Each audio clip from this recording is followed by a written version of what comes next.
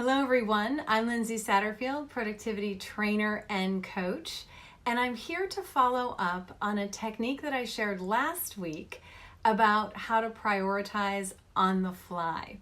So I'm going to post the video of that technique in the comments below, but I'll give you a quick recap, and then I want to tell you about a comment that I received on this technique that I think is a fantastic comment and very instructive. So the technique goes like this, very simple. You get a sheet of paper and you create 3 lines going from the top to the bottom, creating 4 columns. In the first column, you write down all your projects or tasks or activities. Second column, you indicate the level of impact for each project or activity on a scale of 1 to 3. 1 being low, 3 being high. Very simple. Third column, you indicate the level of effort on a scale of 1 to 3. That's the technique. What does it do? It gives you some good information to help you make decisions about where to focus your attention. So I heard from many people who did the technique and it worked for them and gave them some clarity and some insight about what to focus on. And there was one comment that really stood out to me because it articulated so beautifully the challenge we have with prioritizing and the challenge that I hear from my clients all the time. Basically, the comment was, I did the technique and everything came out as a 3 in terms of impact. Everything was high impact. And this makes sense, right? We don't usually put things on our list that we think are going to be super low impact, really won't matter, and are going to take a lot of effort. But this is what happens, right? As we look at everything, and everything is important all the time. Everything is important. So when everything is important, how do we determine what we should focus on? So I want to bring up 3 things to consider when everything is important, when everything is rated as a level 3 in terms of impact. But before I go into those 3 things, I do want to mention that one possible reason that's the case is you have such a good filter on the front end. In other words, you only take on things that are very high impact, and you've narrowed your focus from the start. So that could be one reason that everything turns out to be high impact. However, for the rest of the world, for the rest of us, the reason usually isn't that. The reason is, or the reality is that we have a really long list and everything is important.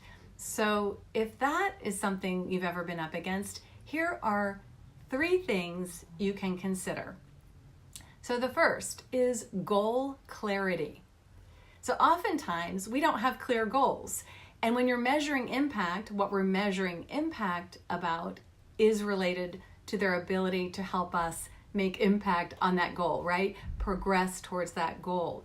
So if our goals are not clear, everything may just turn out to feel important. So get more goal clarity and don't have 150 million goals because then everything will be important. So really figure out, what am I focusing my attention on from a bigger picture point of view, whether professionally or personally, or both. So goal clarity is really important. That will help to serve as a filter for looking at impact, right? You'll be able to judge impact better if you have clear goals. The second is leverage. So not all things are created equal. Not all projects equally impact, right? So you want to be looking at your list and really look for that one thing that's going to have outsized impact. It's your leverage point, the linchpin that will really make the biggest difference for the effort that you put into it, the biggest bang for the buck, so to speak. So what is that one thing? If you couldn't do anything else, what one thing would you hold on to because it has the biggest impact, because it has leverage? So we have goal clarity and leverage. Now the third thing is timing. Timing. So what you want to do is look for, how do I choreograph activities or projects in a way that creates momentum towards achieving my goal.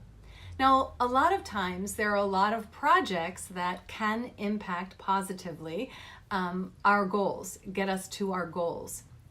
That said, we can't do everything at the same time. So we want to get creative and inventive with how we position the things that we do. What foundational activities need to happen in order for other things to take root, in order for other things to take off? So you want to think very deliberately about timing. What do I need to do first? Are there other things that need to precede this item? So those are the three things to consider. When everything is important, when you have a level 3 all over the place, you want to look at goal clarity, you want to look at leverage, and you want to look at timing, those three things. And you can use, if you saw the video from last week, I had a 4th optional column. You can use that 4th optional column to gather some of that information. So for example, the 4th column could be, does this directly impact one of my established goals? Yes or no. That will quickly get you to the reality that maybe you don't have a goal. Maybe your goals are not clear. It could also be, if this were the only thing I were doing, would I choose this? Yes or no. Those things will help you also gather the types of information that you need in order to make decisions about where to put your attention. So that's prioritization, part 2. Keep the comments coming. I'd love to hear from you. That's how I can see where people are and address any challenges that you might be running up against. So please let me know. Please let me know if it's working for you and what you discovered. I'd love to hear. And if you need any help with strengthening that productivity muscle, you know you can reach out to me through Facebook Messenger at m.me. I think it's actually a /. It's either a / or a / Lindsay Satterfield. Try either and you'll find me. And also on my website, lindsaysatterfield.com. So again, I wish you a great day and a lot of impact. Have a wonderful day. See you.